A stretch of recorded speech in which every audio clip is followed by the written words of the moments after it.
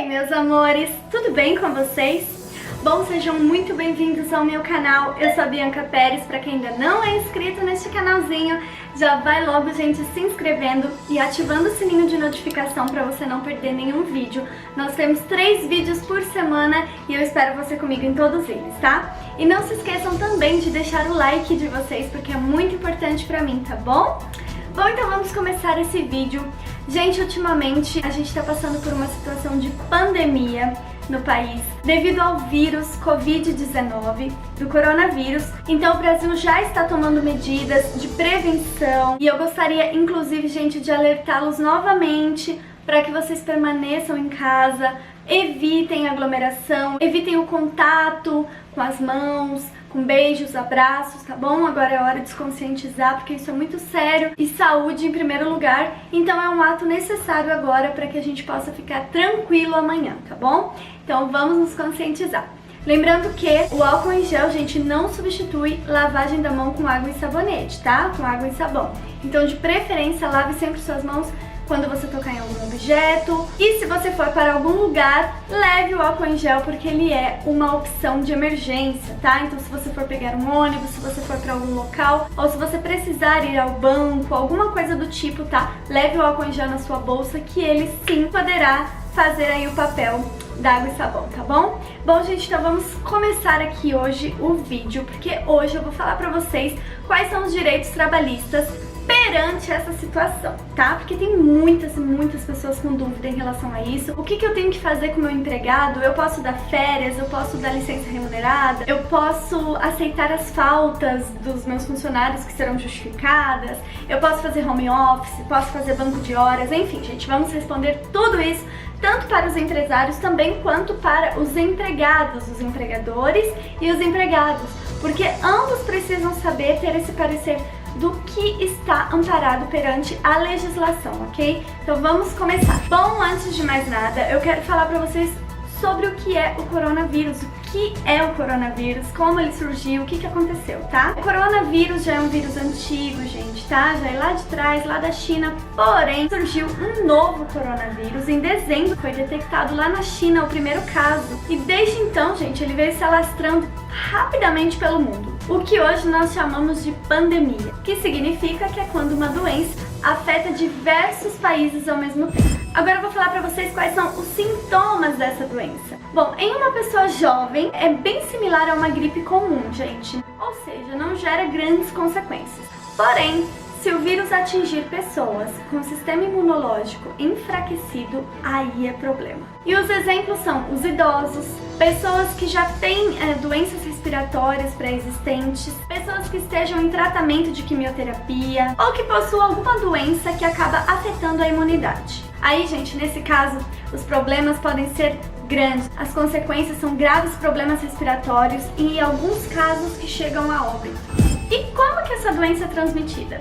Gente, a doença é transmitida pelo ar ou pelo contato de gotículas de saliva, tosse, espirro, objetos contaminados e o contato com olho, boca e nariz. Bom, ainda não existe nenhuma vacina, apesar de estarem estudando bastante para isso. Então, gente, precisamos fazer o quê? Nos prevenir, tá bom? Nos conscientizar da higiene. Normalmente nós já temos que ter higiene, claro, mas nesse momento, gente, vamos redobrar a atenção com as mãos, principalmente, que é onde tem muita bactéria e é onde corre muito risco. Então evita cumprimentar as pessoas, evita locais com aglomeração de pessoas, cuidado com objetos, com locais que as pessoas tocam. Por exemplo, se você mora em um condomínio, o seu elevador tá cheio de dedinhos, de mãozinhas ali, de coisinhas, então fiquem espertos, tá? Se você for apertar, vê se você consegue usar alguma luva ou então um paninho, tá? Pra você poder apertar as coisas, pra você tocar. Bom, gente, quais são as medidas que podem ser tomadas de emergência? O isolamento ou a quarentena. Com certeza vocês já ouviram falar desses dois e talvez você não saiba o que significa o isolamento, o que significa a quarentena, qual a diferença entre eles, então eu vou explicar agora pra vocês. O isolamento, ele ocorre para pessoas que estejam contaminadas ou doentes. assim como também acontece o isolamento de bagagem, de meios de transporte, de mercadoria e de encomendas postais afetadas. O isolamento, gente, é o afastamento de pessoas com sintomas ou não, porque sim, existem as assintomáticas, mas que estejam em investigação clínica e laboratorial. Esse isolamento pode ocorrer em domicílio ou ainda em hospitais públicos ou privados. O prazo do isolamento é de no máximo 14 dias, mas se o resultado do laboratório comprove que há risco de transmissão, ele pode se estender por mais 14 dias. E o que é a quarentena? A quarentena serve para pessoas que estejam com suspeita de contaminação e também aquelas que ainda não estejam doentes. Além de, claro, haver a quarentena de bagagens, de animais, de meios de transporte ou mercadorias suspeitas de contaminação. O prazo da quarentena é justamente 40 dias, mas ele pode se estender, se for necessário, pelo tempo preciso para que reduza o risco de transmissão coletiva. Aí você me pergunta, mas quem determina se eu devo estar em isolamento ou quarentena? Isolamento e quarentena podem ser determinados pelo Ministro da Saúde ou por gestores locais autorizados pelo Ministério. Vamos então para os direitos do trabalhador. É direito do trabalhador ter a informação constante do seu estado de saúde, tá? Então, se ele quiser fazer um exame, ele tem todo esse direito, além também do direito de terem assistência à família. Também é direito do trabalhador receberem tratamento gratuito. E, claro, o respeito à dignidade, aos direitos humanos e à liberdade fundamental das pessoas. Aí você está preocupado porque você ainda está trabalhando e você lida com o público, lida com pessoas no seu trabalho e não sabe como vai acontecer, gente. Ou você tem uma empresa e não sabe como proceder com seus funcionários, tá? Eu vou passar para vocês aqui a orientação em legislação conforme decreto, ok? E aí vocês podem seguir uma dessas medidas de prevenção como preferir. Vamos começar com o tema faltas justificadas. Se o seu funcionário ficar ausente, terá falta justificada? Não é bem assim, tá?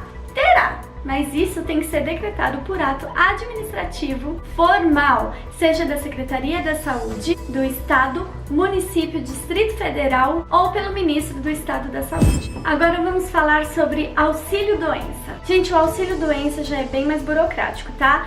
Só pode ocorrer se o empregado for diagnosticado com coronavírus. E eu disse empregado, não empregador. Porque muitas vezes surge essa dúvida, gente. Se acontecer com o empregador, infelizmente, ele terá que parar as atividades da sua empresa, tá? Se ele não puder continuar administrando, continuar gerindo a empresa, tá? Se não tiver uma pessoa que possa auxiliar ele nisso, ele vai ter que fechar as portas. Infelizmente, é apenas o empregado que tem direito ao auxílio-doença. Gente, se ele for diagnosticado, ele tem que ter um atestado médico válido e será observado as mesmas regras do auxílio-doença comum. Ou seja, os primeiros 15 dias do afastamento por auxílio-doença serão pagos pelo próprio empregador e a partir do 16º é que o INSS começa a pagar, tá, gente?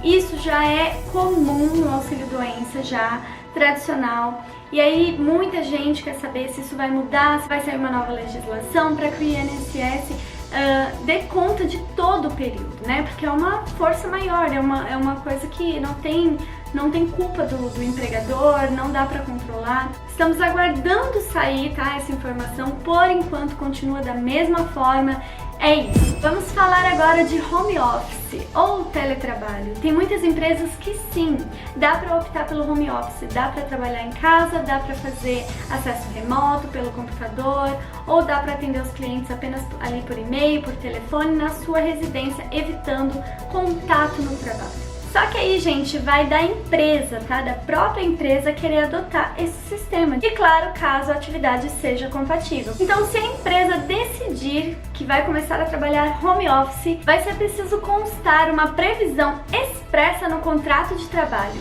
como um aditivo no contrato, e especificando todas as atividades que os funcionários irão desenvolver em sua residência. Vamos chegar em um tema muito questionado, que são as férias. Sim, as empresas podem conceder férias individuais ou coletivas, porém tem algumas observações. Em relação às férias individuais, é aquela questão daquela regra lá, gente. O empregador ele pode conceder quando ele se sentir necessidade, desde que o empregado já possua o seu período aquisitivo de férias completo. Só que aí vem um pequeno problema, né, gente? Para conceder as férias individuais é preciso um aviso prévio de 30 dias. Ou seja, segue a regra das férias comuns, tá? Só que aí temos um problema, né? Se eu quero dar férias individuais para os meus funcionários, por exemplo, eu tenho que avisar 30 dias antes. Agora, nesse caso de pandemia, gente, a gente quer logo já conceder as férias.